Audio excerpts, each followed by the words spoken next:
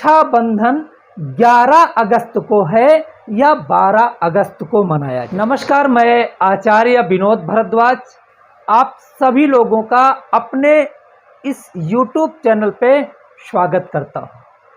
आज का खास कार्यक्रम रक्षाबंधन पे होगा, श्रावणी उपाक्रम पे होगा। रक्षाबंधन का सबसे चमत्कारी मुहूर्त कब है? रक्षाबंधन 11 अगस्त या 12 अगस्त में से कौन सी तिथि पे मनाया जाएगा? साथ ही साथ भद्रा कब से कब तक है? और साथ ही साथ हम पौराणिक महात्म लेके आए हैं। रक्षाबंधन का एक खास मंत्र लेके आए हैं, जो मंत्र बहन अपने भाई की कलाई पे रक्षाबंधन करते समय स्मरण कर लेती हैं, पढ़ लेती हैं, तो निश्चित रूप से शास्त्रों का मत है कि भाई बहन का प्यार जीवन में अमृत बन के बरसता है। इस कार्यक्रम को पूरा देखिएगा। रक्षाबंधन में जो जो चीजें आपके लिए आवश्यक है उन सब की हम बात करेंगे, और जो तमाम प्रकार से आपके मन में संशय चल रहा है उसका भी इस कार्यक्रम के अंतर्गत निवारण करने का प्रयास करेंगे। लेकिन मित्रों, इस कार्यक्रम को प्रारंभ करूं उसके पहले आपसे मेरा एक निवेदन है। यदि आप हमारे चैनल पे पहली बार आए हैं या आप हमारे चैनल को अभी तक सब्सक्राइब नहीं किए हैं, तो ज़रूर आप हमारे इस YouTube चैनल को सब्सक्राइब करें। कार्यक्रम अच्छा लगे तो औरों के लिए ज़रूर शेयर करें, लाइक करना बिल्कुल ना भूलें। अब बात करते हैं रक्षाबंधन की। श्रावण मास शुक्ल पक्ष पूर्णिमा को श्रावणी उपाक्रम कहा गया है, अर्थात रक्षाबंधन के रूप में मनाया जाता है। यह रक्षाबंधन निश्चित रूप से भाई बहन का त्योहार तो है ही है। यह रक्षाबंधन रक्षा करने के लिए आचार्य, पुरोहित या कोई भी व्यक्ति अपनी या अपने परिवार की रक्षा के लिए एक दूसरे को रक्षाबंधन करते। लेकिन सबसे पहले हम इस रक्षाबंधन के महात्म के बारे में जान लेते हैं।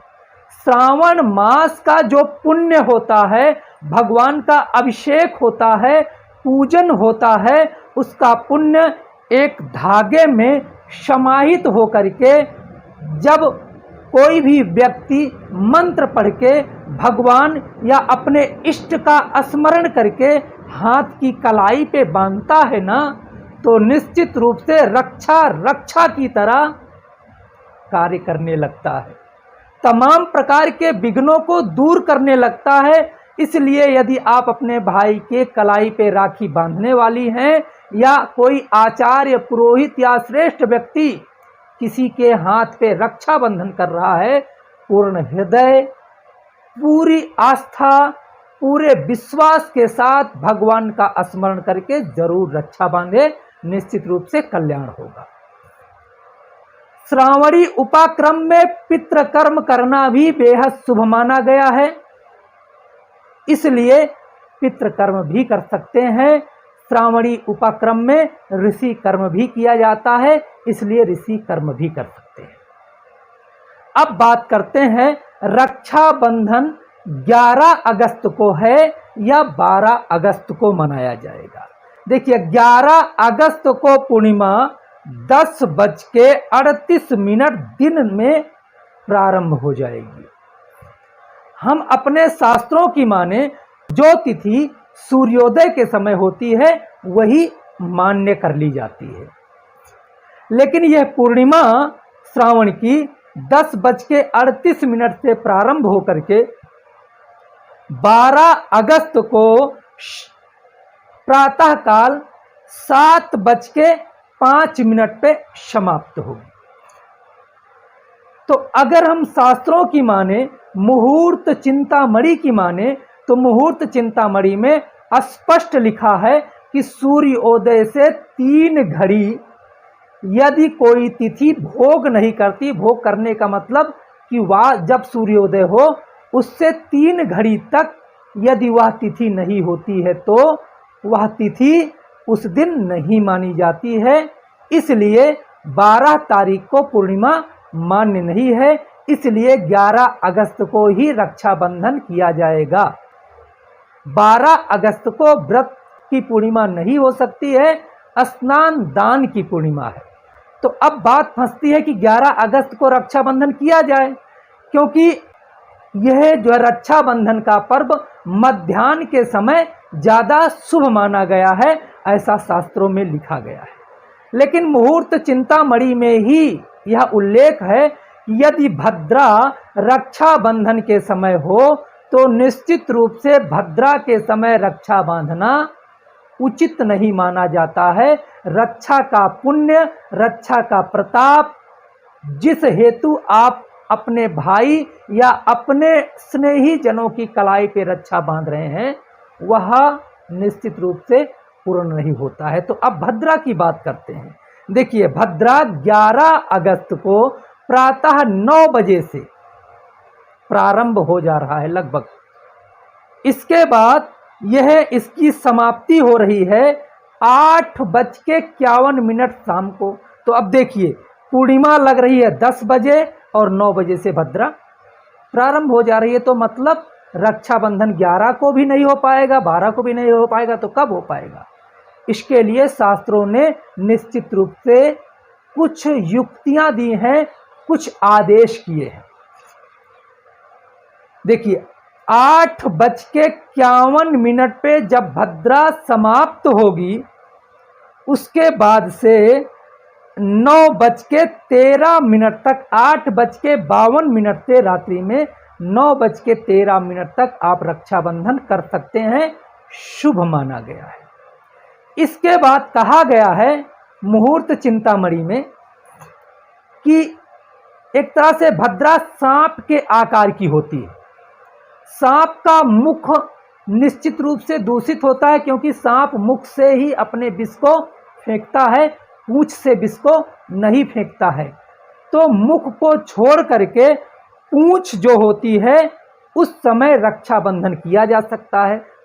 तो 5:17 शाम को यह पूंछ का समय प्रारंभ हो जाएगा, क्योंकि पुच्छ में कोई दोष नहीं होता है, और 6:18 तक आप रक्षाबंधन कर सकते हैं। ये दो शुभ मुहूर्त आप निश्चित रूप से इसमें अगर आप जो है रक्षाबंधन करेंगे तो निश्चित रूप से बेहद शुभ माना जा सकता है। देखिए, 12 तारीख को 7:06 तक पूर्णिमा है, अर्थात 12 अगस्त को। तो अगर किसी भी परिस्थिति में यदि आप 11 अगस्त को रक्षाबंधन नहीं कर पाए हैं, तो 12 अगस्त को सुबह 7:06 के अंदर आप रक्षाबंधन कर सकते हैं। अब बात करते हैं वह महत्वपूर्ण मंत्र, जिस मंत्र का स्मरण करके बहन अपने भाई की कलाई में राखी बांधे। एन बद्धो बलि राजा दानवेंद्रो महाबला तेन त्वाम प्रतिबघनामि रक्षे माचल माचल। अर्थात जिस तरह से राजा बलि के हाथ में माता लक्ष्मी ने, एन बद्धो बलि राजा दानवेंद्रो महाबला, माता लक्ष्मी ने कलाई बांध करके अपने पति भगवान विष्णु को छुड़ा लिया था, अर्थात अपना सब कुछ प्राप्त कर लिया था, राजा बलि को भाई बना दिया था। उसी पुण्य का स्मरण करते हुए, भगवान नारायण का स्मरण करते हुए, माता लक्ष्मी का स्मरण करते हुए, मैं आपके हाथ में यह रक्षा सूत्र बांधने जा रहा हूँ या जा रही हूँ। इसका पुण्य आपको अनंत पुण्य फल के रूप में प्राप्त। अब हम बात करते हैं कुछ ऐसे महात्म की, जिन महात्मों को सुन करके यदि आप रक्षा बंधन करेंगे तो निश्चित रूप से वह पुण्य प्रताप आपके परिवार के उस व्यक्ति के जीवन में प्राप्त होगा, जिसके हाथ में यह आप रक्षा बंधन करने जा रहे हैं। देखिए, शास्त्रों में आता है देव और असुर का संग्राम इंद्र के द्वारा जो असुरों से संग्राम किया जा रहा था, जो 12 वर्षों तक चलता रहा। ना तो असुर जीत रहे थे, ना देवता जीत रहे थे। इंद्राणी को बहुत संशय हुआ। देवगुरु बृहस्पति के पास जाती है और उनसे पूछती हैं कि क्या उपाय किया जाए, क्या युक्ति किया जाए जिसको करने से हमारे पति देव को विजय प्राप्त हो। भगवान बृहस्पति ने कहा कि श्रावण मास की पूर्णिमा को यदि आचार्य पुरोहित को आप जो रक्षा बंधन करेंगी तो निश्चित रूप से ब्राह्मणों का आशीर्वाद आपके पति को प्राप्त होगा और उसको विजयश्री प्राप्त होगी। ऐसा इंद्राणी ने देवगुरु बृहस्पति के हाथ में रक्षा बांध के अपने पति के लिए आशीर्वाद लिया और इंद्र निश्चित रूप से विजय करके वापस आए।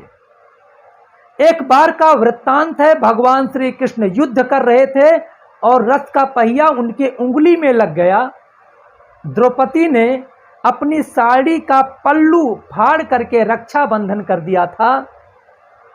उस रक्षा बंधन का पूर्ण उनको जब दुशासन निर्वस्त्र कर रहा था तो भगवान श्री कृष्ण ने कहा कि बहन, मुझे याद है तू मुझे भाई बना चुकी है, अब अपनी साड़ी को फाड़ करके हमारी कलाई में, हमारी उंगली में रक्षा बंधन की है और हमने तुम्हें रक्षा बंधन का पुण्य प्राप्त कराना है, अर्थात जो तुम्हारे जीवन में कोई विघ्न ना आए, इसका निश्चित रूप से हमें वचन निभाना है।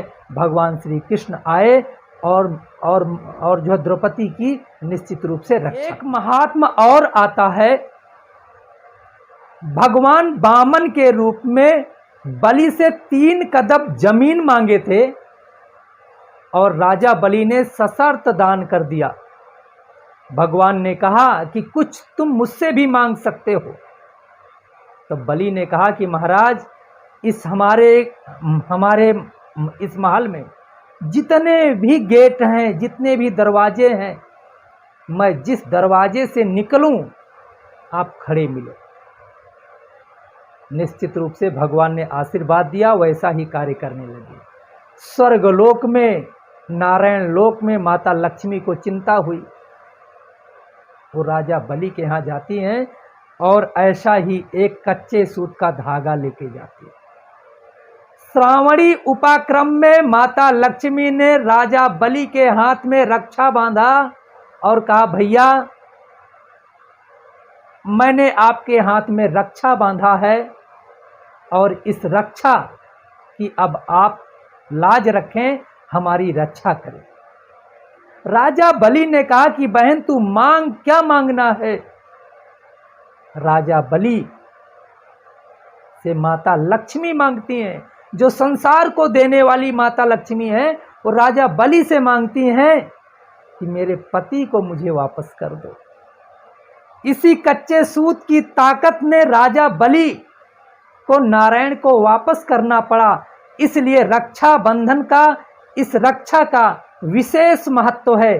जो भी पूरी श्रद्धा से, पूरे पुण्य के साथ अपने भाई या अपने स्नेही जनों के हाथ में, अपने कलाई में जो इस रक्षा बंधन को करेगा, निश्चित रूप से श्रावणी उपाक्रम का महापुण्य प्राप्त होगा। कार्यक्रम अच्छा लगा है तो औरों के लिए शेयर करें, क्योंकि इस बार पूर्णिमा में लोग बहुत कंफ्यूज हैं। उनके कंफ्यूजन को इस कार्यक्रम के माध्यम से आप लोग ज़रूर दूर करें। आप लोगों का बहुत बहुत धन्यवाद। नमस्कार।